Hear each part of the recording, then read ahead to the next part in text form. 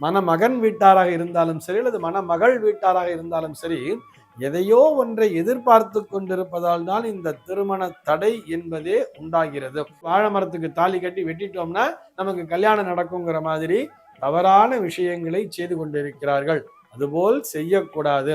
இன்னைக்கு நம்ம என்ன பார்க்க போறோம் சொல்லி பார்த்தோம்னா, ஒரு நேயரினுடைய கேள்விக்கான விடையை தான் பார்க்க போகிறோம். இந்த நேயர் என்ன மாதிரி கேட்டிருக்காரு சொல்லி பார்த்தோம்னா, இன்றைக்கு நிறைய பேர் திருமண தடையால் அவதிப்பட்டு வருகிறார்கள். என்ன மாதிரியான வழிபாடு செய்தால் இந்த திருமண தடை என்பது அகலும் அப்படிங்கிறது தான் அவருடைய கேள்வியாக அமைந்திருக்கிறது. முதல்ல திருமண தடை அகல வேண்டும் என்று சொன்னால் அதற்கு அந்த சமுதாய காரணம்ங்கிற ஒரு விஷயத்தை பார்த்துக்கணும். என்னன்னு சொல்லி பார்த்தோம்னா, எதிர்பார்ப்பு என்பதுதான்.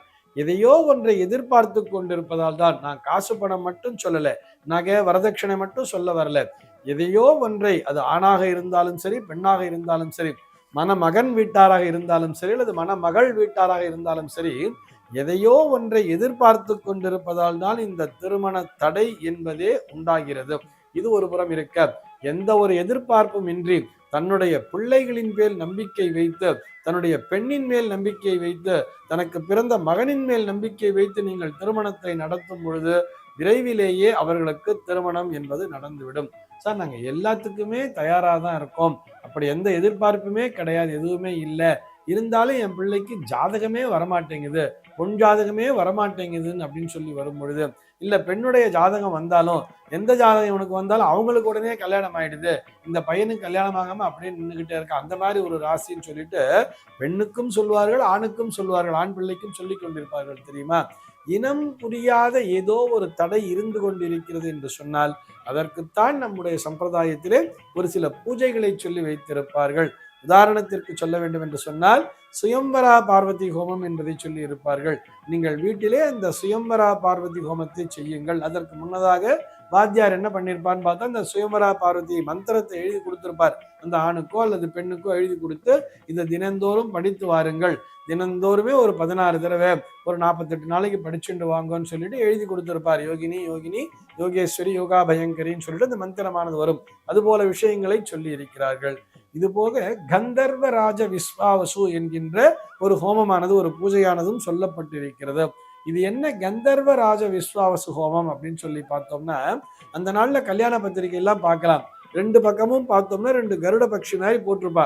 பத்திரிகையில மூலையில கார்னர்ல பார்த்தோம்னா 2 பக்கமும் 2 கருடன் மாதிரி போட்டிருப்பா. அது கருட பட்சி அல்ல, அது கையில வந்து மாலையோட இருக்கும். கையில மாலையோட இந்த பக்கம் ஒரு பறவை, இந்த பக்கம் ஒரு பறவை. பறவைன்னா அது பறவை மாதிரி இருக்காது. எப்படி இருக்குன்னு சொல்லி பார்த்தோம்னா, கருடனை போல ஒரு மனித உருவுடன் இருக்கும், ஆனால் பறவையை போல அந்த ரக்கைங்கிறது இருக்கும். கையில மாலையை பிடிச்சிட்டு இருக்கிற மாதிரி வச்சிருப்பா 2 பக்கமும். இந்த 2 பேரும் யாருன்னு சொல்லி பார்த்தோம்னா, விசு வசு நாமாங்கித கந்தர்வராஜர்கள் சொல்றார். இந்த விசு வசு என்ற பெயருடைய 2 கந்தர்வர்களாம். அவர்களுடைய வேலை என்ன அப்படின்னு சொல்லி பார்த்தோம்னா, இந்த ஊரிலே இருக்கக்கூடிய மணமகனுக்கு இந்த ஊரிலே இருக்கக்கூடிய மணமகளிடம் அந்த மணமாலையை சேர்ப்பித்து அவர்கள் இருவரையும் மாலை மாற்றிக்கொள்ள செய்ய வேண்டும் என்பதுதான் அவர்களுடைய பணியாகவே பார்க்கப்படுகிறது. அப்படி அந்த கந்தர்வர்கள் இருவரும் மிகவும் பணிச்சுமை அதிகமாக இருப்பதால் நம்ம மறந்துட்டாங்களோ என்னவோங்கிறதுக்காக அவர்களுக்கு நினைவூட்டுகின்ற விதமாக அந்த கந்தர்வராஜ விஸ்வாவசு என்கின்ற அதற்குரிய பூஜைகளையும் அவர்களுக்குரிய மந்திரங்களை சொல்லி வீட்டிலே ஜபம் செய்து அந்த பூஜையை செய்யும் பொழுது, அந்த ஹோமத்தினை செய்து இந்த குழந்தைகளுக்கு பிரசாதம் வழங்கும் பொழுது, அன்றிலிருந்து சரியாக 48வது நாட்களுக்குள்ளாக திருமணம் என்பது அவர்கள் வீட்டிலே நிச்சயிக்கப்பட்டுவிடும் அப்படிங்கிற மாதிரி ஒரு வழிபாட்டு முறையையும் சொல்லி இருப்பார்கள். இது போக வாழை மலர் கலச வழிபாடு என்பதும் உண்டு.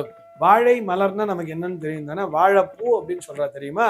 அந்த வாழைப்பூவினை பறித்து கொண்டு வந்து அதனை வீட்டிலே கலசத்திலே வைத்து, ஒரு அதாவது நம்ம கலசம் சொன்னா ஒரு சொம்புல நூல் சுத்தி வச்சு அதுல வந்து ஜலம் விட்டு இல்ல மாவிலை எல்லாம் வச்சு அது மேல தேங்காயைத்தானே வைப்போம். அது மேலே தேங்காய் வைப்பதற்கு பதிலாக இந்த வாழை மலரை வைத்து, வாழைப்பூவை இப்படி நேரா நிமித்து வச்சு மேல அந்த கூர்ப்பு இருக்கிற மாதிரி இந்த வாழை மலரை வைத்து அதற்குரிய பூஜா விதிகள் என்பது உண்டு, அதற்குரிய பூஜா விதானம் என்பது உண்டு. அதனை சொல்லி பூஜிப்பதன் மூலமாகவும் வீட்டிலே வெகு விரைவிலே திருமண தடை என்பது விலகும் அப்படிங்கிற மாதிரி சொல்லி இருக்கா. ஆனால் அதனை விடுத்து நம்ம என்ன பண்றான்னு சொல்லி பார்த்தோம்னா, வாழை மரத்தை வெட்டினோம்னா, அதாவது வாழை மரத்துக்கு தாலி கட்டி வெட்டிட்டோம்னா நமக்கு கல்யாணம் நடக்குங்கிற மாதிரி தவறான விஷயங்களை செய்து கொண்டிருக்கிறார்கள். அதுபோல் செய்யக்கூடாது. முதல்ல யோசிச்சு பாருங்களேன். அது ஏற்கனவே வெட்டப்பட்ட ஒரு கண்ணை கொண்டு வந்து பக்கத்துல வச்சிருப்பா. அது ஏற்கனவே வெட்டி தான் கொண்டு வந்து வச்சிருப்பா. அந்த கண்ணுக்கு இந்த பையன் போய் தாலி கட்டுவா. அதுக்கப்புறம் அதை வெட்டிட்டா நமக்கு வந்து தோஷம் நீங்கிடும் அப்படிங்கிற மாதிரிலாம் பண்ணி இருப்பா. இதெல்லாம் செய்யவே கூடாது. ஏற்கனவே அது வெட்டப்பட்ட கண்ணு தான். முதல்ல வாழை மரத்திற்கு கதலி விவாகம்ங்கிற பேர்ல சொல்லி இருப்பா. எப்படின்னு சொன்னா, இந்த வாழை தோப்பிற்கே செல்ல வேண்டும். இந்த வாழை தோப்பிற்கு சென்று, இது கூட யாருக்குன்னு பார்த்தோம்னா, ஜாதகத்திலே எவர் ஒருவருக்கு களத்திர தோஷம் என்பது இருக்கிறதோ, இவருக்கு மறுவிவாகம் செய்து கொள்ளும் அதிகாரம் உண்டு என்பதை எவருடைய ஜாதகம் சொல்லி இருக்கிறதோ, அவங்க தான் என்ன பண்ணணும்னு சொன்னா, இந்த வாழை கொல்லைன்னு சொல்றா இல்லையா, அந்த தோப்புக்கே சென்று அங்கேயே போய் நன்றாக வளர்ந்திருக்கக்கூடிய ஒரு வாழை மரத்திற்கு அந்த திருமாங்கல்யத்தை சாத்தி விட்டு, திருமாங்கல்யம் என்ன ஒரு மஞ்சள் கயிறுல வந்து ஒரு மஞ்சளை வச்சு முடிஞ்சு அங்க மாங்கல்ய தாரணம் பண்ணிட்டு அதற்குரிய பூஜைகள்லாம் பண்ணிட்டு வந்துடணும். வந்த பிற்பாடு அது தானாகவே அந்த வாழை மரம் என்பது 1 வருஷம் 2 வருஷத்துல அதுவே கொலையை தெளிட போகுது. ஒரு 1.5 வருஷத்துல அதுவாகவே சாய்ந்து விடும் அல்லவா. அதுவாகவே சாஞ்சிருச்சின்னு வரும் பொழுது இவருடைய வம்சமும் விருத்தியாயிருக்கும். ஏன்னு சொன்னா ஏற்கனவே இந்த வாழை மரம் வந்து கொலையை தள்ளிடும். கொலை தள்ளும் பொழுதே அவருடைய வம்ச விருத்திக்காக இவருக்கும் திருமணம்ங்கிறது நிச்சயமாயிடும். அதுவும் அப்படியே சாஞ்சு போயிடும். சாஞ்சிருச்சுன்னா ஒரு மனைவி இறந்துட்டா அப்படிங்கிற ஒரு தோஷமானது இவருக்கு நீங்கி விடும் அப்படிங்கிறதா சொல்லியிருப்பாளே தவிர, அந்த வாழை மரத்துக்கு மாங்கல்ய தாரணம் பண்ணி அதை உடனே வெட்ட வேண்டும் என்று எங்குமே சொல்லப்படவில்லை. அப்படி வெட்டினால்தான் நமக்கு வம்சத்திலே தோஷம் என்பது வந்து சேர்ந்துவிடும். வாழையடி வாழையாக வாழ வேண்டும், அந்த பரம்பரை வம்சம் தழைக்க வேண்டும் என்பதற்காகத்தான் இந்த வாழை மலர் கலச வழிபாடு என்பதையும் சொல்லி இருப்பார்கள். இப்படி நம்முடைய சம்பிரதாயத்திலே பல வழிபாடுகளும் உண்டு. அதனை உங்களுடைய குடும்ப புரோகிதரின் மூலமாக, உங்க ஆத்து வாத்தியார்னு சொல்றோம் இல்லையா, உங்கள் வீட்டு சாஸ்திரிகளின் மூலமாக அதனை தெரிந்து கொண்டு சரியான வழிபாட்டு முறையை மேற்கொண்டு விரைவிலே திருமண தடை நீங்க பெறுவது. சர்வே ஜனாஹ சுகினோ பவந்து.